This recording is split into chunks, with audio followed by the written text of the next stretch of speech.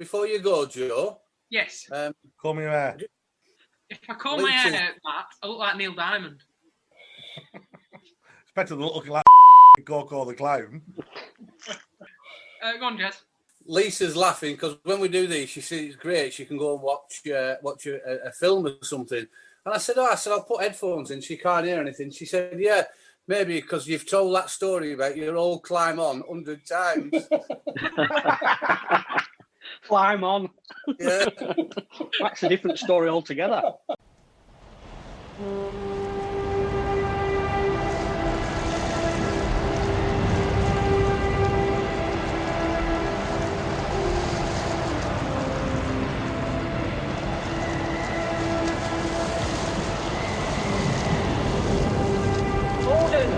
Order!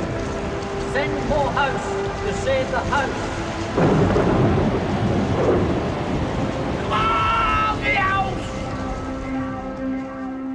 Hello, good evening, everybody, and welcome to the Housecast, the Lowerhouse Club podcast. Just been announced that we're in Tier 4, which is absolute cosmic, so we don't know what we're going to be doing for the next few weeks, but hopefully this vaccine can kick in. I've no doubt Gary's probably in Tier 1/2 down there on the coast, down with the posh ones, but we'll just keep plodding along. We've got a fantastic guest tonight, a lad who's played a number of years ago as well, for a lot of years, an outstanding cricketer and a real character, a real top lad. And then we've got another guest, Matt Oak. So anyway, how's it going, chaps? Gary, how's it going since the last podcast? Yeah, great, Jez. Yeah, just like everybody else, really.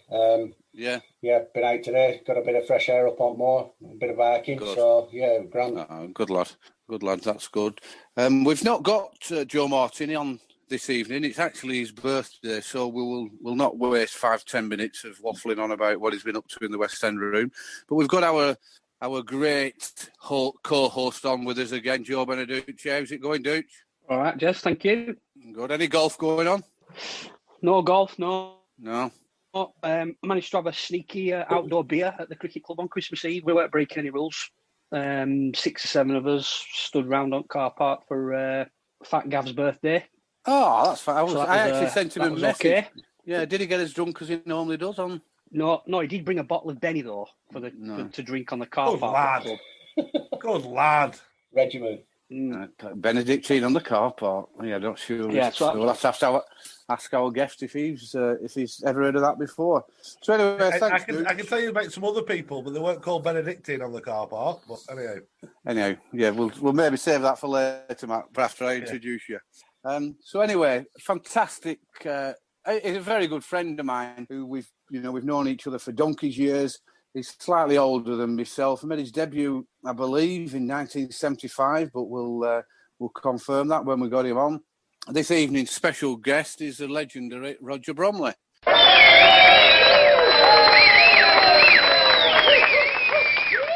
Hiya, Brom. How's it going?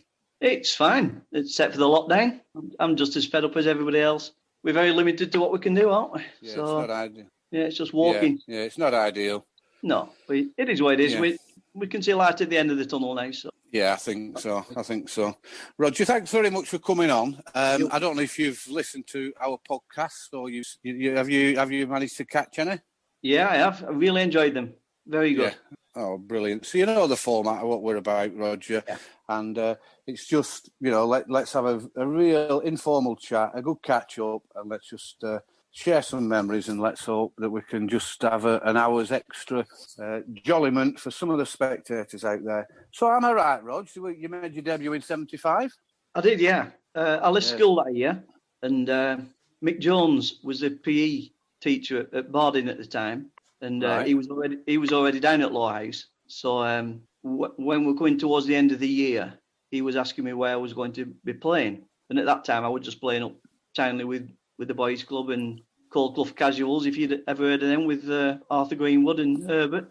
No, I didn't know they played for them. Yeah, I know Arthur and Herbert. Yeah.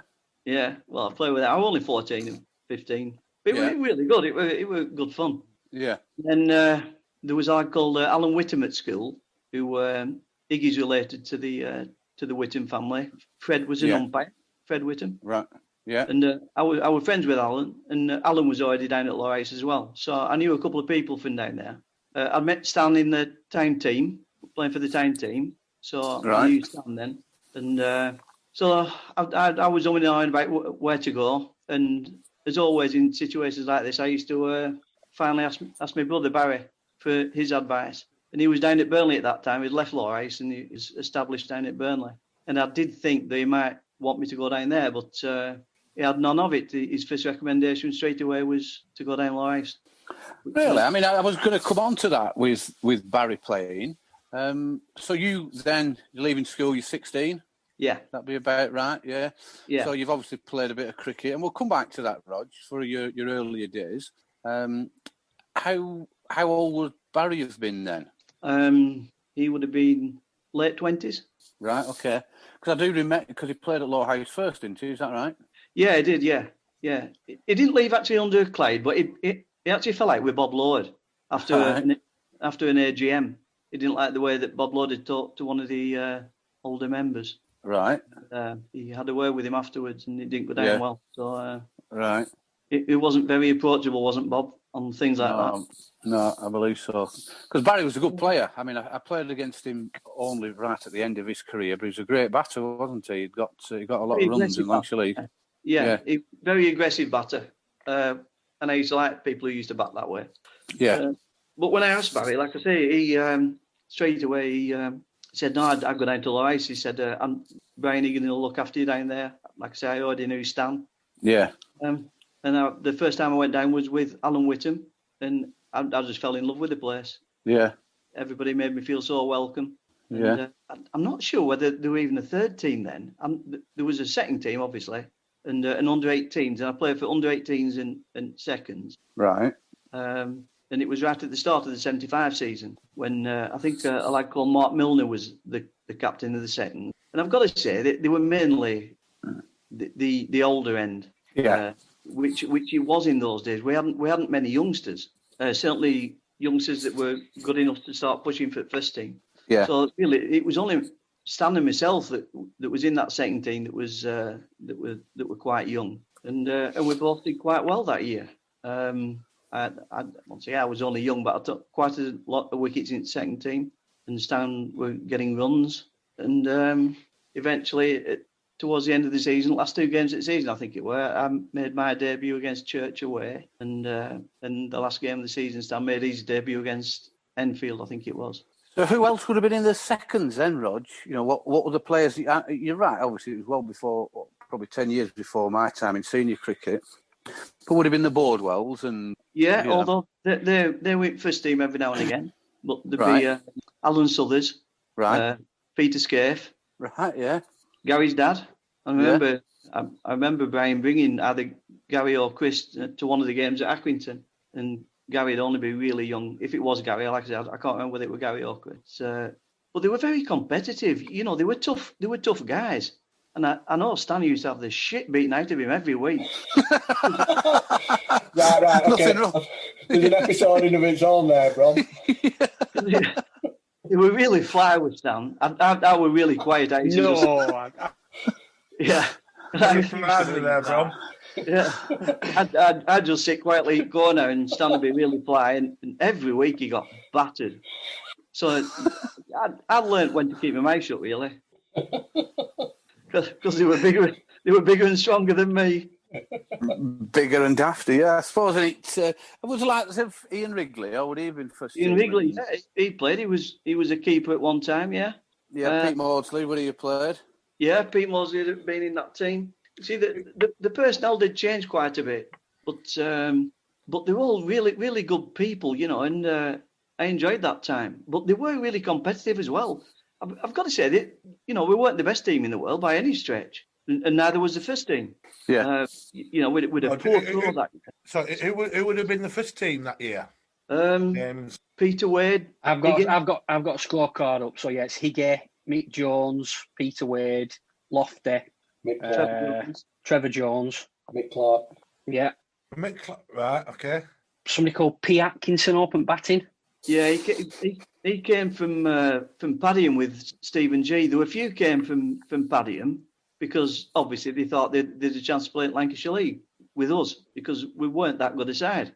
And not being disrespectful to anybody who was in the side, but we weren't. And so Pete Atkinson came from Padiham. He was a left-hand opening batter. And he was also a bouncer at Cat's Whiskers. So me and Stan used to get in Cat's Whiskers when we were underage. And we felt like celebrities because he'd open door for us and say, "Come in, lads." And we got it from the queue and get in. It was really good. Brilliant. Yeah, did Pete Atkinson... I didn't realise he was a bouncer down there, but I do think he was on with his wife, wasn't he, a lot? And the kids, were they very friendly? I'm not sure. I was all right with him. Obviously, I didn't know him in second team. He wasn't in second team. He'd gone into first team by this time. But, I got to know him quite well. And like I say, with him being a bouncer on Cat's Whiskers, that was just a godsend for us. Yeah. It was great. Yeah, just you and Stan then? Yeah. So, tell us how that worked. What would it be after a cricket game? I started going down before Stan. I started going down on Sunday nights with kids. Right. Underage. Yeah, it was underage stuff, but they didn't bother. They turned a blind eye. But then we started getting a bit grown up, and then me and Stan started going down on Friday nights. But we'd no idea about the protocol about how it worked and what time he used to go down to these nightclubs and that. So me and Stan used to turn up at 7:30. Cashier would just be opening up to start letting people in. And so we'd be first people paying money to get in, and there'd be nobody in except cleaners. And first people didn't start coming in until 9 o'clock. So we used to just sit there waiting for people to come in. Is that why you got your thirst for 8 pints in the first 2 hours? It probably would have been Red Barrel. It was Red Barrel. So that's obviously, when you've not been, obviously you didn't go to school with Stan. You met him at, playing town team cricket, but then you've obviously formed this great friendship at, that early age of 16, 17, 18. Yeah. Yeah. And to this day, which is it's really good. But fantastic. Stan was a very funny chap, and he still is. But the beatings he took, and he'll tell you about them himself. They didn't mess about with him, they held him down and battered him. Well, I don't think he will, Rog. I thought, when are you going to learn? But he never did. Isn't it funny? We've had him on a few times, and we've discussed all different topics with him, but that has never come up. Yeah. Oh, no. Well, there you go. It certainly happened. Thank you to our 3 sponsors for supporting our podcast. John Russell's Art Caterers and Milltown Pies, who offer fantastic catering services, Alexander Grace Law, who provide modern and client-led legal services, and SBE Furnishings, who offer high-quality furnishings and electrical items at fantastic prices. But they were really good people, and like I said, I love that time. And after making my debut, you think you're going to push on then. And in 1976, that's when Colin Milburn were pro, and he was one of my first heroes as a youngster. So to be able to play in the same team as him was just incredible for me. But I bet. At the time, at the start of 1976, Lowerhouse had an idea to bring Jack Stott. I don't know if you remember Jack Stott or have heard of him, but he was a good bowler for us. But he'd retired, so they decided to bring Jack out of retirement to mentor me in the seconds. Right. I'm not sure I felt I needed that, but I'm not being big-headed there. I'm just saying because Jack didn't really speak much. I don't know what his role was really. I know that he said it was to mentor me, but he didn't coach me or anything, and didn't do much with me. And I was getting a lot of wickets again. Stan got into the team. He was in the seconds with me at the start of the season, but he got quite a few runs and got into the first team again. But I was just left still getting a lot of wickets, but not being able to get it first team because Jack didn't think I was ready. Right. So I managed to get it in first team for probably last third of the season, and I loved it. It was great. But that team, like I always said, we were probably just 5 batsmen short of a decent side. Just 5. But But we all seem to have good bowling teams. You know, even back then there were Lofty, Trevor Jones, and whoever pro was at the time. And then there was a lad called Neil Hodgson, who was a pace bowler, and he were good. Neil, he were sharp, and he were good. So it was difficult to get a place in the team as a bowler. Yeah. And I did it, and I got my first success at the end of that season. You talked about Jack Stott there, Rog, and mentoring. Was there anybody specifically? I mean, to be honest, first time I came across you, you're right. My dad brought me on a few games and things like that. And then in those periods where I didn't see him for a while, used to sneak on myself to watch games. And it were always a funny game I had with Clifford, because he knew where I used to sneak in, or he thought he knew. And then he'd see me on ground, and he I don't know. I paid all. Anyway, big dude. So one day, there were between a wall and some railings, there were a gap that I could just sneak through it like 10, 11-year-old or something. And he put anti-vandal paint on there. So I'm covered in it, walking right ground. So he knows where I've come in. So he says, right, that's 50p I want off you.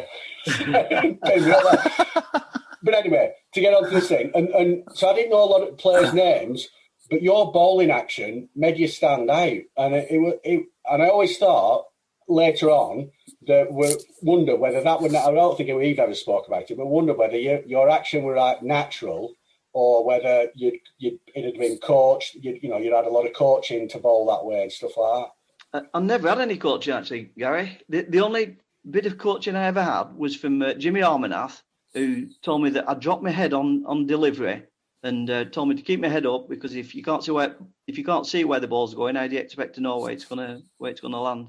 And honestly, that was pretty much it. But my brother Barry, he in my younger days, I used to bowl chest on, still as fast as I can, because I wanted to be fastest bowling in the world. So as part of that quest, I used to just bowl fast, and as fast as I could anyway. But like I say, I was chest on, so I tended to bowl little induckers. And Barry said to me, if you want to get pros out, you're going to have to bowl leg cutters or outswingers. And so I just practiced myself. I used to just watch other bowlers that used to bowl that. And I used to just watch them and copy them. And I changed my action to instead of being chest on, to being side on. And I lengthened my run up a little bit, so I could try and bowl a bit quicker if I could, to try and trouble professionals. And then I after quite a long time, I managed to get it pretty much right. So and once I got that leg cutter and outswing going, you could take more wickets. So that's interesting. That I mean, that Gary's definitely. Gary brought that up. We had a conversation earlier on around because we always chat about the guests that are coming on, and we discussed between us that you're. And I never really knew. I thought you played at Lowerhouse, a little bit younger than that, and you might have been just catching the Bill Holt and those who were giving any coaching. So was it Mick Jones really at school? Did he give you any encouragement, or was it just purely? Yeah, Mick was. Yeah, if there was any coaching, it was probably from Mick. Right.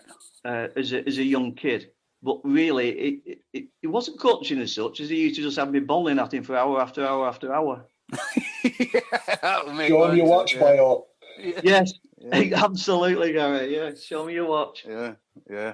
Mick Jones, there was that classic tale, weren't there? I don't know if around Gary or if anyone remembers it, when someone's batting at Lowerhouse, because he came to play at Lowerhouse, didn't he? I don't know, in the second or the third. He was down at Lowerhouse then. Oh, right, okay.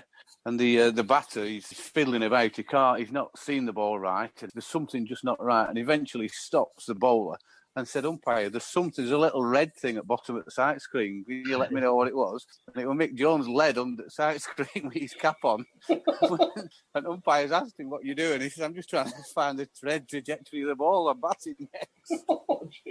It was an off-the-wall character. I remember him coming up to me once on the cricket field. And he said, Roger, come and have a look at this. And he put his hand in his pockets. I thought, what the hell's he doing here? And anyway, he pulled out this matchbox and he had a bee in it.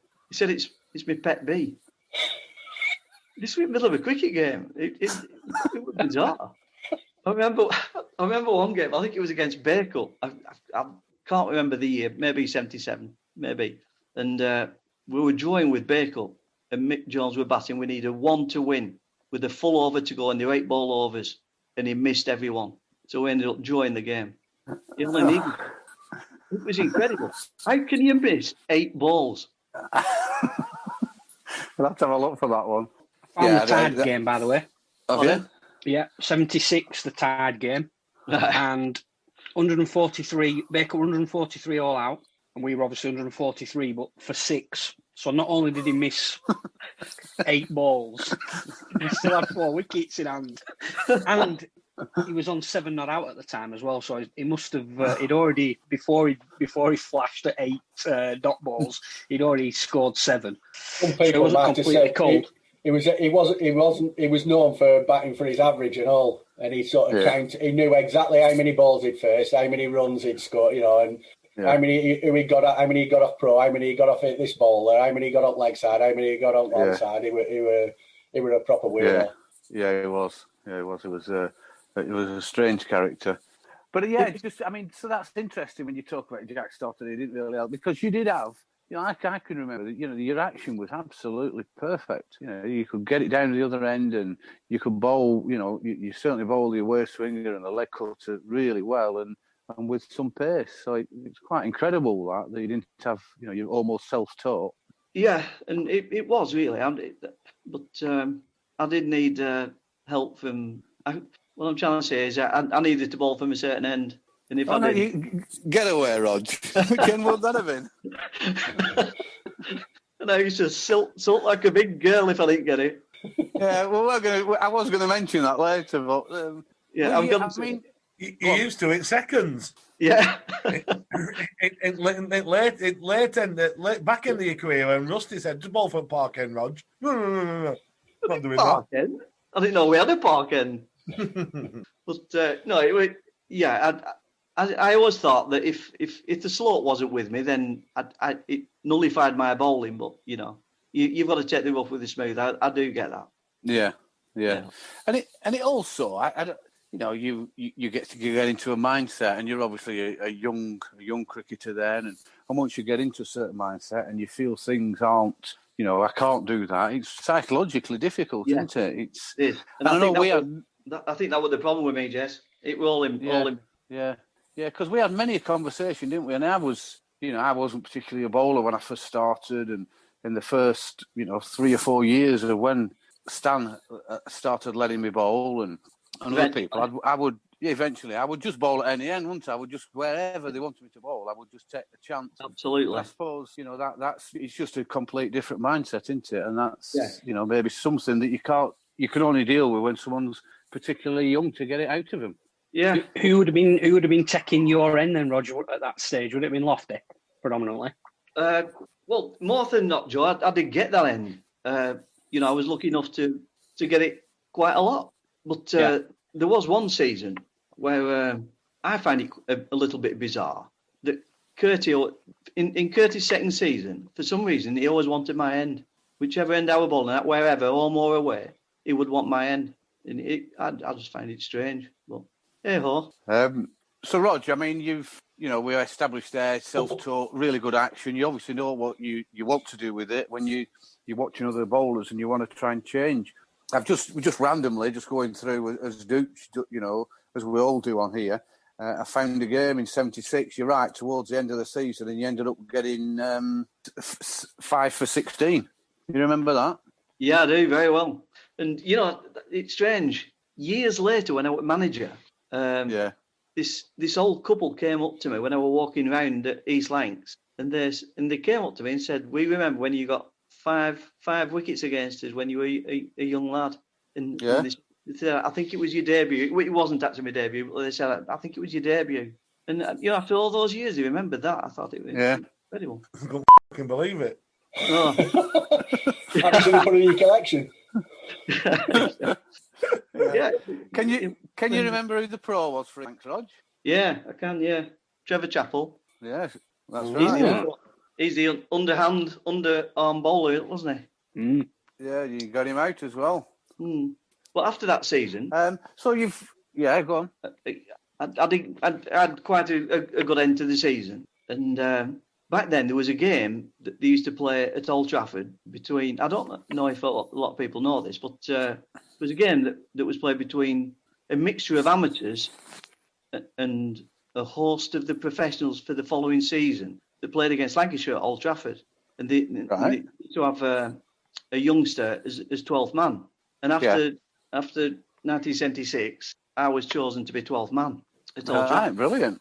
I died, but he shit myself. But anyway, I got taken over to Old Trafford with the umpire, and Eric Worley was amateur captain of our team. But the pros that were playing, there were West Indian called Sid Matthews, an absolute nutcase Australian fastballer called Trevor Lachlan, Abid Ali, he played, Larry Gomes, Mark O'Neill, and then there was the most successful amateur bowler, the most successful amateur batsman, but somebody cried off anyway, and I got to field. I wasn't allowed to bat a ball, but I fielded against him. Old Trafford, it was an amazing experience, but I was just overawed, really, being in dressing room, as a young kid with that lot. Brilliant. That's a good memory, isn't it? Yeah, it's good. It's good to. Yeah, I didn't realise. No, I fielded on boundary for quite a while, but I was doing okay. I was stopping everything and throwing ball right over top at stumps, and they brought me in a circle for the rest of the game. So I was covers, and Frank Hayes were batting, and he was smashing everything through cover, front foot, back foot, everything was coming through me. My hands were black and blue. Good experience. There was only one person out at Lancashire team that was missing, and it was Clive Lloyd. Right. Otherwise, it was brilliant. Yeah, it were good. Yeah, great memories. And then the year after, you go, 77. That's when Amanat starts playing for us. Yeah. We spoke quite a bit. We spoke quite a bit about Jimmy on the podcast. And everything's fantastic. How did you find him as a cricketer? As a cricketer, he was methodical. Yeah. He took a lifetime over his overs. How anybody can take so long to bowl an over? I used to fall asleep. But he used to just move you 2 inches to your left. He'd move everybody in the field. He was just a perfectionist, I suppose, or he had OCD, wanted to. But he was a good player. He was a good player, and more often than not, he'd bowl from one end all afternoon. So we had to share the overs at the other end. Yeah, and it wasn't easy because Trevor Jones was a top class bowler. Lofty was a top class bowler. So I had no right to be in front of them bowling. We'd just do the best you can and hope that you got some overs in. But it was difficult under Jimmy because he bowled so many overs. Yeah, I mean that's interesting. You say, like you said, they're a good side there with Trevor Jones outstanding, and Lofty, and yourself, and and the batters that we had, Stephen G, Brian Higgins, Kevin Higgins. Yeah, they're a good side. So why did we not do that well in those early years of Amanat? We were just a few players short, and the wickets weren't great. To be fair, either it was easier getting wickets than it was getting runs. At Lowerhouse, not always, but it depended if they put us on that ridge. Yeah. And the drainage wasn't great, as everybody knows. It's if you spit on it, it gets damp. Yeah. So it's not easy batting down there, and I think that's why a lot of lads came from Paddy because they thought there's a good chance of getting a team, which they did. There were a wicketkeeper who came to put a bit of pressure on Iggy, Bob Stevenson and Malcolm Hayworth, Tom Spinner. Ross Hayworth as well. Ross Haworth. Yeah, I'm not sure where Ross Haworth came from. So there were a lot of players that came and went. So you've gone. So you're getting into your early 20s, and the side is in. Well, I'm not improving. I still think there's a decent side there, but we are getting towards the early 80s. What was the dressing room like then as things were improving, when you're looking at you're getting more experience, Stan's getting more experience, and I don't know if they'd started playing 1980, 81, 82, but Johnny Hartley and Graham Bushell and all these players are starting to come to the fore. What was it like then in the dressing room? Well, we were improving. I quickly wrote down today when I was having a look at the positions that we finished in. And in 1976, we finished 13th. Yeah. 1975, we finished bottom. Yeah, right. 76, we finished 13th. 77, 12th. 78, 10th. 79, 9th. 85th. 81, 5th. and 82 second. Yes, So the improvement. Yeah, it's a massive improvement there, Roger. What was that? Just genuinely down to new players coming in, or better? What was it down to? The pros were good. Jimmy was a good pro. He'd get four or five for not so many, and he was steady away with his batting. He was a bit slow with his batting, and so we struggled chasing. We were better defending. We could defend.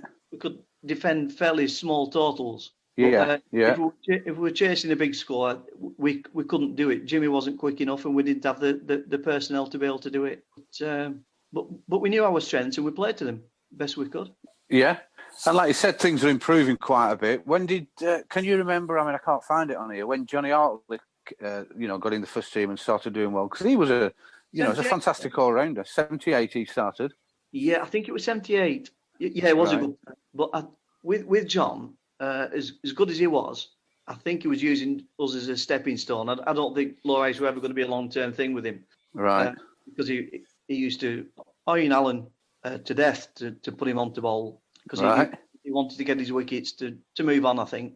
And that's eventually what he did. I think it was a bit of a plan. And it's not forced to come off, is it? You still got to do the business. But I think with Bush, it's slightly different with Bush because I think it just happened for Bush. He was a good player.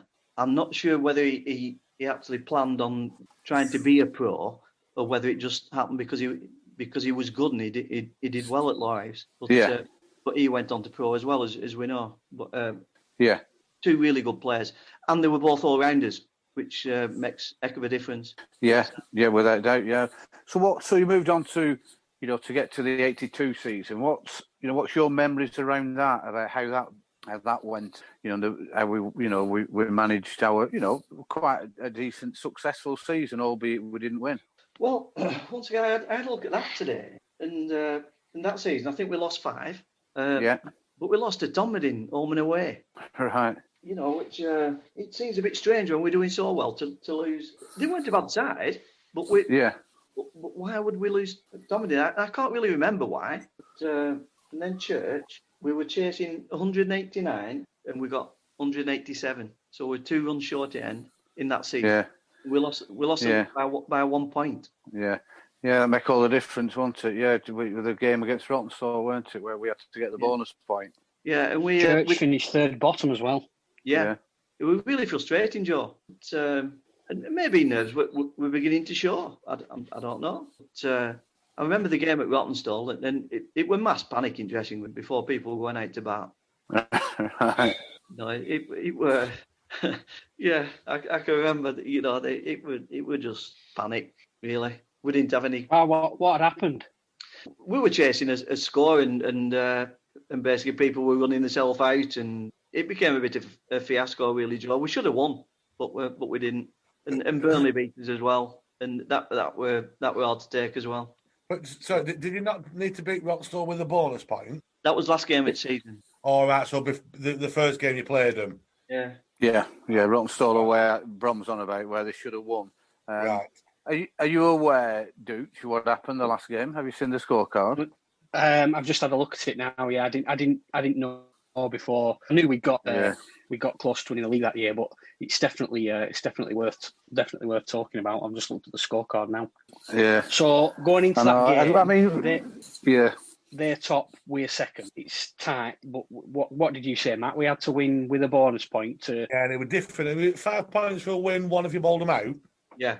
Yeah. They just made sure that we didn't get the bonus point. So it didn't matter whether they won or lost, Joe, as long as they didn't get bowled out. They could have been 10 for 1 or 40 overs, couldn't they? Right. It was 34 over game, and they finished 50 for 6. Yeah. From 34 overs.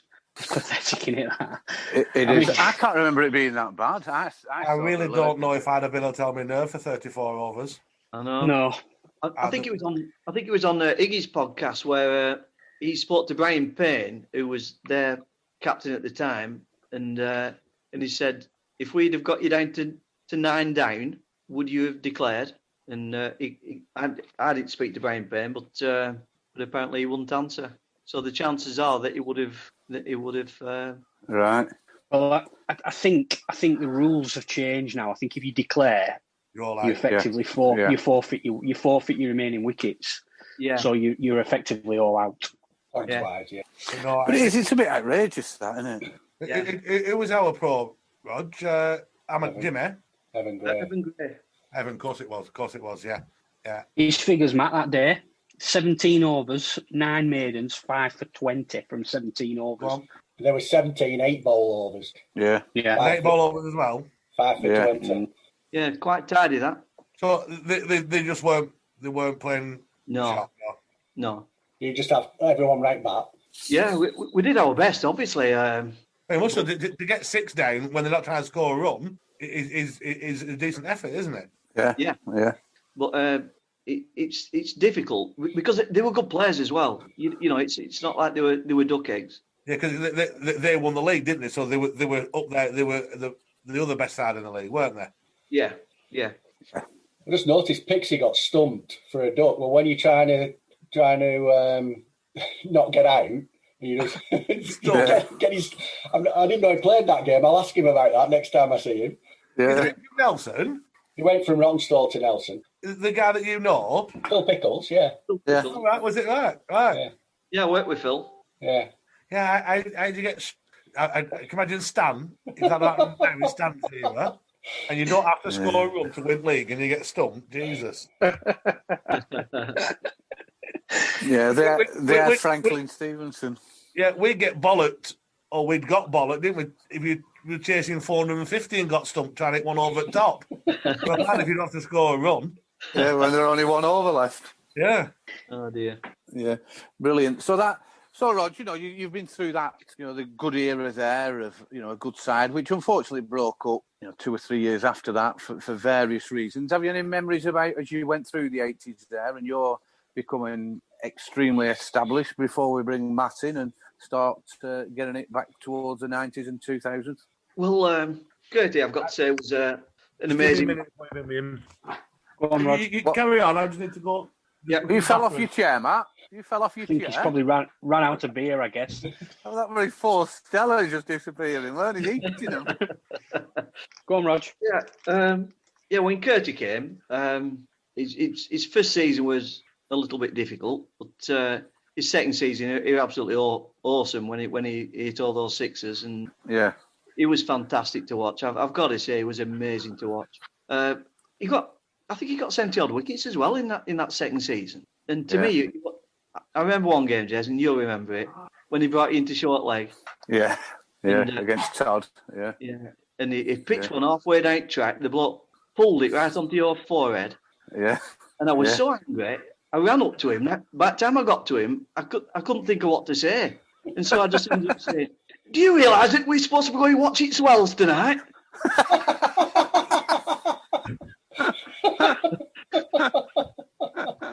I won't do that again. Without a doubt. But I mean, I was in and out the side then, Rob, and you were a regular right throughout out then. And did you listen to Curtie on the podcast? I did, yeah. Yeah. I mean, he hasn't changed a lot from the way he was and his attitude and everything. But I've applied for a role at Wizard of Oz. All right, what's that for? I'm looking for my heart.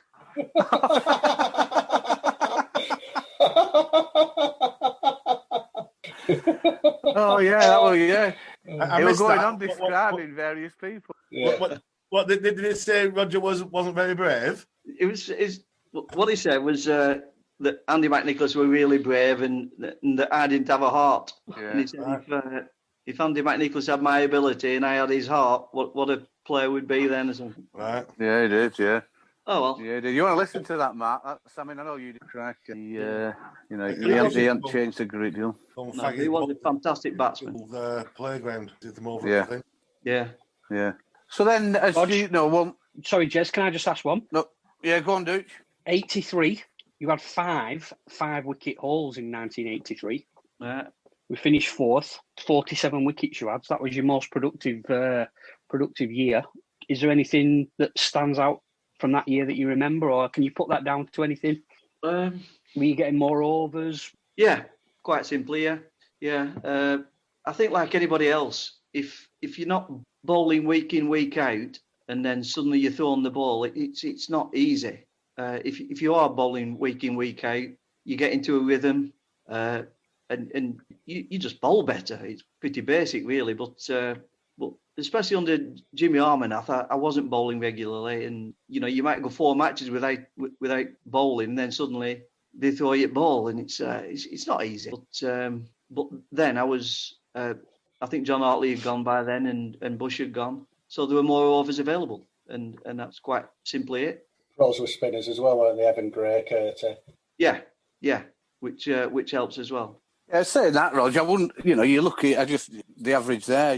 You average 15.7, so it's all relative. You still, that's a great average to perform. Not just because you're bowling the overs. You've obviously done a fantastic job there, haven't you? Yeah. I was quite pleased with that season, but I always have problems with injuries, Jez. Like Jez said. Yeah. So that's Shez and Curtie off your Christmas list. Well, I won't be opening any more Chris anyway this Christmas. Dean Sheridan, BSc in medical honours. Yeah, exactly. So go on, Roy. So we get the mid-80s. I'm playing quite a lot there, and at this stage, just talk us through, because you did have to finish your career, relatively early, or certainly change the way you bowled, etc., because of injuries. What brought that on? Do you think? Is it just a freak of unfortunate injuries, or was there some weaknesses somewhere? What were the main issues around it? Well, it was my back. Right.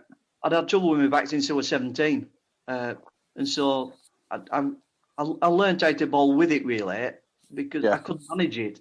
But as we got towards the mid 80s, towards 86, 87 especially, I knew my time was coming to an end. I couldn't bowl side on anymore because I couldn't get out of bed day after, and so I started trying to alter my action again to bowl more chest on, so I wasn't twisting as much. But then you lose your potency, because that's not what I was. Yeah. And it all seemed to fall apart. So. And how old were you then, Rog? Like 28. Yeah, see, that's no age, is it? And you still got 300 wickets in the Lancashire League, It does and that's say no that age to finish. Well, it does say that I played until 1998, strangely, but I didn't. I played a couple of games in 1988, and then 3 games in 89, and then that was it. I dropped down to seconds then. I saw that game, that road game in '98. It looks like the last game of the '98 season. So I was wondering, were you manager at that stage? Were you team manager? Maybe did you play because somebody cried off, or do you remember anything about that? I can't, Joe. Motti was pro, and it looks like we played East. I think it was the last game of the season, the scorecards got you on it as though you played. Did he bat a ball or not? He did subfield. He's on card. He didn't bat to a ball, but he's definitely on card. You subfielded more than once, I think, Rog, when you managed. Maybe, yeah. But no, unless I can't remember that, and I'd have been captain, wouldn't I? Yeah. It was actually the second to the last game of the season. All right. Yeah, you were captain, Matt. Motti were pro. We lost by 8. East Lancs won by 8 wickets. So that must have been the year of that stupid shit. Timmy bats first, come back 110 overs. And you're right, because we batted first and we batted 55 overs. So you're right. It was that year. Yeah. You must have played, Rog, because it says you got 1 not out. Well, there you go. Yeah, but I've no memory of it at all, Jess. Someone's coming back to me, Matt, about that. I said, no. I think it is with me. Well, I'm sure if we had a bit of time, we could look back at the scorecard before and see if we could work out who we're missing. Yeah. So you carry on talking and I'll have a look, see if I can work it out. Right. So, yes, sir. Yes, because the Lancashire League website is not always 100% correct. Because when you sent me that thing, it says that I made my debut in 1989 when Manzo were pro. Right. I didn't. I made it with Delroy Morgan. Right. Was that 90? Yeah. So I tried to have a quick look, but I lost patience to see when I played in 1989. And I remember in my debut, there's anything at Haslingden. and I would stay my life because I remember dropping someone off Delway Morgan game after at Bacup. Yeah, you don't forget your debut, do you? I don't forget my debut, Roger. No. It was very forgettable, but I don't forget it. But you don't, though, do you? You don't forget your debut. No. Well, we'll have to do some research. The missing individual. Yeah. The missing individual from the game before was Frank. So there's every chance that he didn't turn up, or he turned up in Norfolk State to play. Or I'll tell you what you need to do. You need to look at what the Bailey's takings were in that nightclub night before in Burnley. If him and Scully had been on Bailey's, it could have been that. Or see where Burnley Football Club were playing because it's football season, wasn't it? Yeah. On the 5th of September, it might have been in some cell somewhere. Yeah. It's a shame none of you can remember that. I mean, hopefully there's a good story behind that. That might be the Daily Mail, the newspaper tale he told Jez. Going and buying all the newspapers. So his dad didn't see it.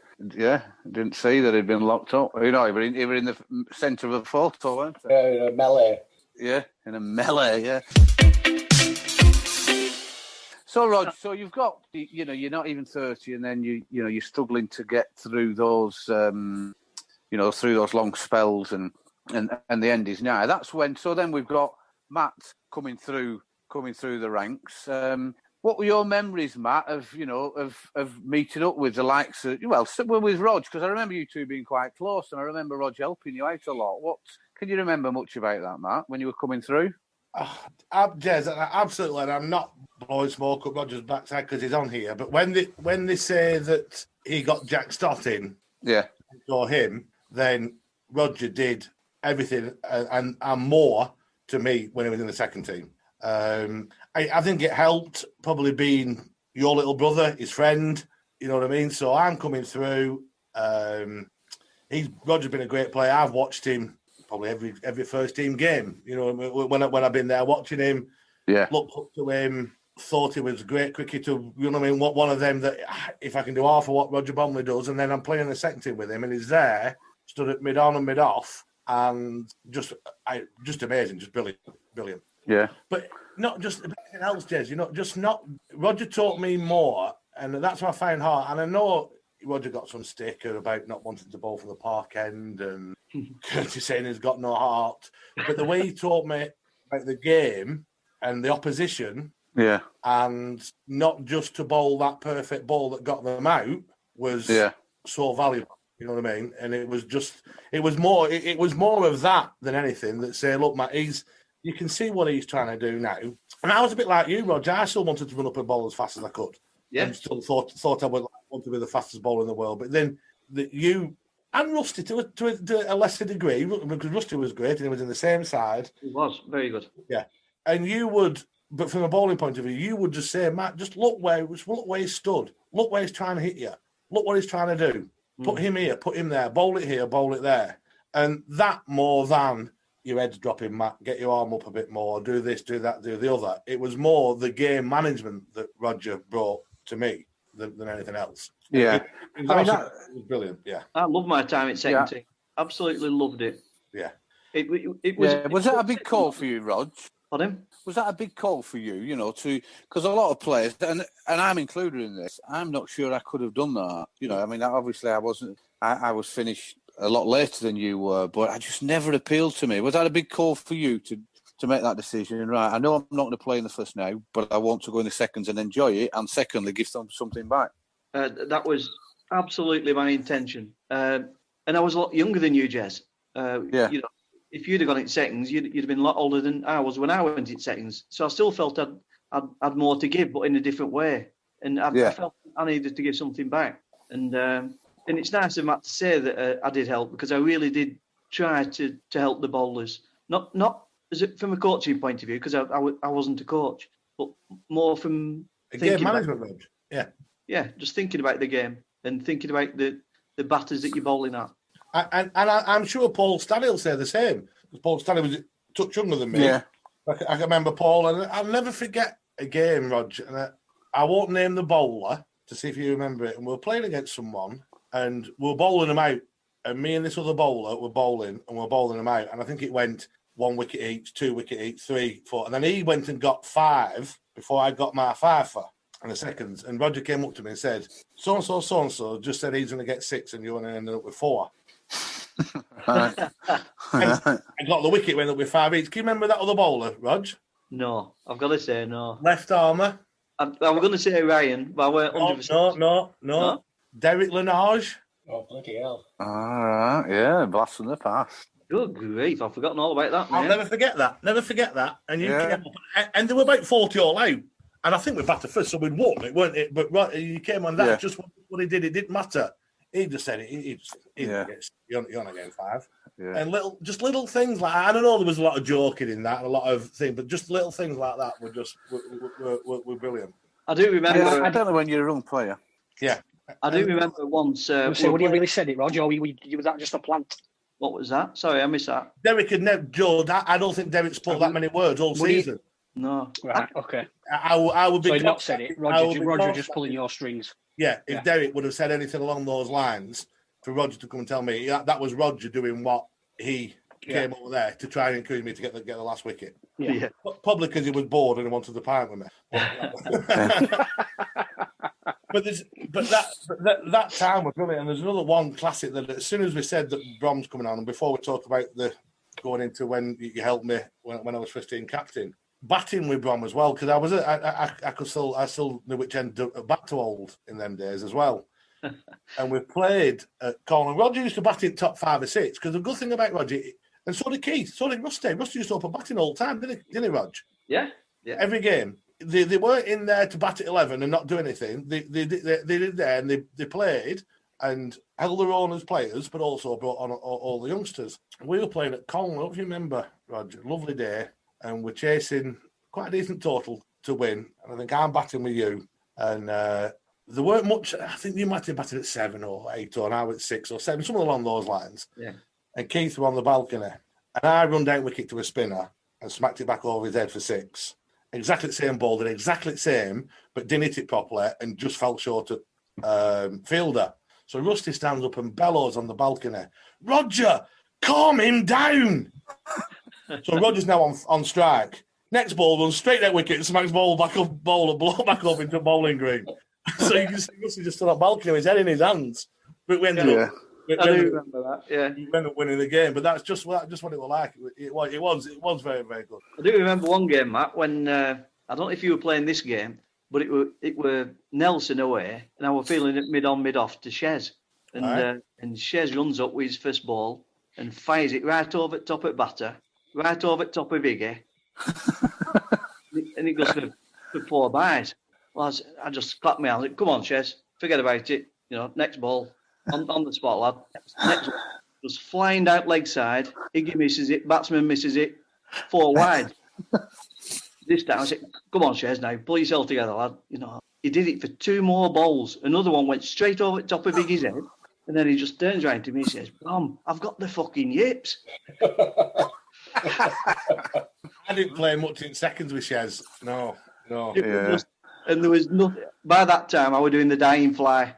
I just couldn't tame myself anymore. I just fell to the ground laughing. It was just hilarious. Because it can't have been that long, Roger. If you didn't finish playing first team till 88, 89, I played.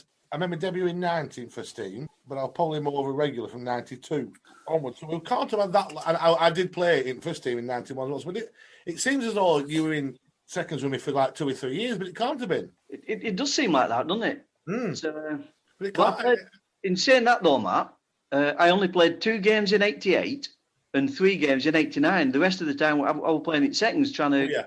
Yeah. So that's the 2 full seasons. Couldn't it? Yeah, it could have been that then. Yeah. Because you also played that game, I think we mentioned this on the Paul Stanley mentioned it, I mentioned it, and that when you could bowl all the way through. And me and Stanley, we played in the league on Saturday, I think, and we both bowled 45 overs, 46 overs, something like that, 6 ball orders, and we bowled 23 each, and then cut with 50. But you could bowl 25. Yeah. And we ended up, and I think I did bowl 25, but they took Stanley off for a rest and let Neil McSweeney bowl. And they had to bring Stanley back on because we had no more balls. Neil McSweeney under pop-up 3 times, and we couldn't find him. Back on. Yeah, you were definitely, you were playing that year. So that Yeah, it could have been that, Roger. Could have been 88, 89 as well, where we played quite a lot together. Yeah, I'm sure it was. I remember the first time I saw you bowl ever, and I was asked to captain the thirds. And you'd only be a young lad, 15. Right. And it's the first time I'd seen you bowl, and you bowled quick. I loved it. You were bouncing him. I just loved it. And I was just so happy that we got a genuine fast bowler. I was just chuffed as nuts. Yeah. I tried that. That's what I wanted to do. Yeah. It didn't always work out, but that's in the early days. That's what I wanted to do.